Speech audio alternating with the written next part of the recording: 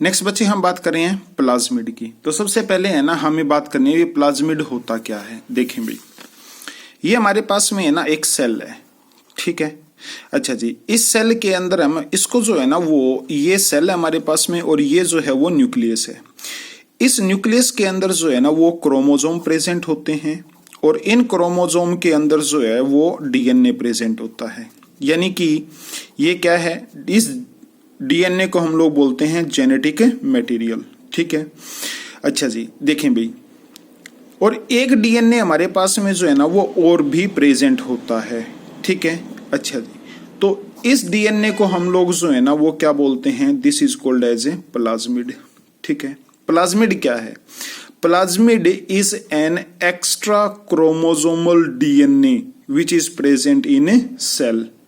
अब ये नहीं है कि प्रोकैरियोटिक और यूकैरियोटिक दोनों के अंदर जो है वो प्रेजेंट होता है, लेकिन यूकैरियोट की यदि हम बात करें तो ये सिर्फ कुछ ही सेल्स के अंदर जो है वो प्रेजेंट होगा, सभी के अंदर जो है वो प्लाज्मिड प्रेजेंट नहीं होता है, ठीक है। तो देखें भी क्या है कि प्लाज्मिड जो है यदि हम बात करें, ठीक है, प्रोकैरियोटिक सेल के अंदर तो प्रेजेंट है ही है, ठीक है। कुछ यूकैरियोटिक, सिर्फ कुछ यूकैरियोटिक सेल के अंदर ही होता है, इसलिए हमने जो है ना इसको एब्सेंट लिख दिया, ठीक है। नेक्स्ट क्या आपके पास में, पिलाई, ठीक है। ये पिलाई जो है ना वो बेसिकली क्या है आपके पास में यहाँ पर, दैट इज पिलाई जो है वो एक हेयर लाइक स्ट्रक्चर जो है ना वो प्रेजेंट होता है, ठीक है। जैसे फ्लैजेला होते हैं उसी तरह से जो है ये पिलाई होते हैं, ठीक है। पिलाई जो है ना वो किस चीज से मिलकर के बने होते हैं, तो दैट इज पिलिन नाम का जो है ना वो प्रोटीन होता है जिससे मिलकर के बने होते हैं। क्वेश्चन पूछा गया है पीएमटी के अंदर।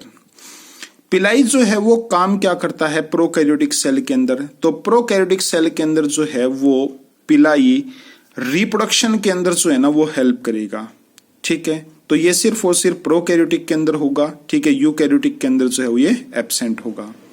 सेल साइकिल की बात करें बच्चे तो देखें भाई, जो प्रोकैरियोटिक सेल होते हैं ना वो बहुत ही सिंपल सेल होते हैं और सिंपल सेल होंगे तो उनके अंदर जो है ना देखें भाई, जितना ज्यादा और क्या होता है, जितना ज्यादा बच्चे आपके पास में है ना कोई भी सेल जो होगा जो कॉम्प्लेक्स होगा, जितना ज्यादा सेल कॉम्प्लेक्स होता है उसको 1 से 2 होने में, मतलब उनकी डिवीजन के अंदर है ना उतना ही ज्यादा टाइम लगता है। और जितना सेल है ना सिंपल होगा, ठीक है, उतना ही जो है ना वो कम टाइम लगता है उसके अंदर। अच्छा जी, तो जो प्रोकैरियोटिक सेल होते हैं वो सिंपल होते हैं, सिंपल होने की वजह से उनके अंदर जो है वो कम टाइम लगेगा। तो अप्रोक्सीमेटली 20 से लेकर के 60 मिनट के अंदर जो है ना वो एक सेल जो है वो 2 के अंदर कन्वर्ट हो जाता है। लेकिन यदि हम लोग बात करें यूकैरियोटिक सेल की, तो यूकैरियोटिक सेल के अंदर जो है वो क्या रहेगा आपके पास में 12 से लेकर के और 24 घंटे जो है ना वो लग सकते हैं इस चीज के अंदर, ठीक है। तो दैट इज सेल साइकिल की यदि हम बात करें तो, ठीक है, क्या रहेगा कि सेल साइकिल जो है ये इसके अंदर जो है वो शॉर्ट होता है, ठीक है, और कंप्लीट होता है 20 से 60 मिनट के अंदर, ठीक है। यहाँ पर यदि और प्रोसेस जो होती है ना उसको हम लोग बोलते हैं एमाइटोसिस, ठीक है। बच्चे हमारे पास में ना सेल डिवीजन नाम से एक चैप्टर है जिसके अंदर हम लोग एमाइटोसिस, माइटोसिस एंड मियोसिस ये तीनों तरह की सेल डिवीजन अच्छे तरीके से पढ़ेंगे। नेक्स्ट यहाँ पर 12 से लेकर के 24 घंटे जो है ना वो सेल को लग रहे हैं डिवाइड होने में, और माइटोसिस और मियोसिस जो है ना वो दोनों तरह की प्रोसेसेस जो है वो इनके अंदर है, ठीक है। कुछ सेल के अंदर सिर्फ माइटोसिस इन्वॉल्व होती है और कुछ सेल के अंदर है ना माइटोसिस भी होगी और मियोसिस भी होगी, जिसकी हम लोग बात करेंगे सेल डिवीजन चैप्टर के अंदर। Next mitotic spindle. Mitotic spindle जो है ना वो क्या होते हैं बच्चे आपके पास है, तो सुनिए भाई, माइटोटिक स्पिंडल जो है वो बेसिकली यदि हम बात करें तो ये हमारे पास में जो है ना वो एक सेल का न्यूक्लियस है और इस न्यूक्लियस के अंदर जो है ना वो क्या होते हैं कि एक क्रोमोसोम ये रहा, एक क्रोमोसोम जो है वो ये रहा। हम सिर्फ है ना 2 क्रोमोसोम मान करके चलते हैं इसके अंदर, और क्रोमोसोम का जो है ना वो रियल स्ट्रक्चर जो है वो क्या होता है बच्चे, रियल स्ट्रक्चर होता है क्रोमोसोम का कुछ ऐसे, ठीक है। जब कभी भी सेल डिवीजन होती है तो उस समय क्या होगा कि ये यहां से जो है ना वो क्रोमोसोम टूटेगा, ठीक है, टूट करके जो है वो ये अपनी साइड जो है ना वो क्या कर लेगा, अपसाइड डाउन कर लेगा, यानी कि ये अब ऐसा बन गया, ठीक है। और ये वाला जो है ना वो क्या काम करेगा, ये भी अपनी साइड जो है वो अपसाइड डाउन कर लेगा, ठीक है। तो ये ऐसा बन गया।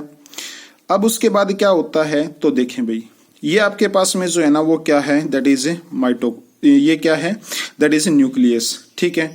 तो सेल डिवीजन के दौरान क्रोमोसोम्स जो है ना, यदि मियोसिस हो रही है या फिर माइटोसिस भी हो रही है, तो क्रोमोसोम जो हैं, आधे क्रोमोसोम ऊपर की तरफ जाएंगे, आधे क्रोमोसोम नीचे की तरफ जाएंगे। इनको लेकर के जाने के लिए है ना, यहाँ पर क्या बनता है, यहाँ पर स्पिंडल फाइबर जो मैंने अभी ड्रॉ किया है, ये क्या है, these are called as a spindle fibre. और ये स्पिंडल फाइबर जो हैं वो इन क्रोमोसोम्स को जो है ना वो अपोजिट लेकर के जाने का काम करेंगे, ठीक है, अपोजिट पोल्स के ऊपर, आधे क्रोमोसोम यहाँ, आधे क्रोमोसोम यहाँ पे, ठीक है। तो यदि हम बात करें प्रोकैरियोटिक सेल के अंदर है ना, ये जो माइटोटिक स्पिंडल हैं ये नहीं बनते हैं बेटा, और यदि यूकैरियोटिक सेल की बात करें तो ये माइटोटिक स्पिंडल बनेंगे। और माइटोटिक स्पिंडल का काम क्या होता है, आधे आधे क्रोमोसोम को ऊपर नीचे लेकर के जाना, अपोजिट पोल्स के ऊपर।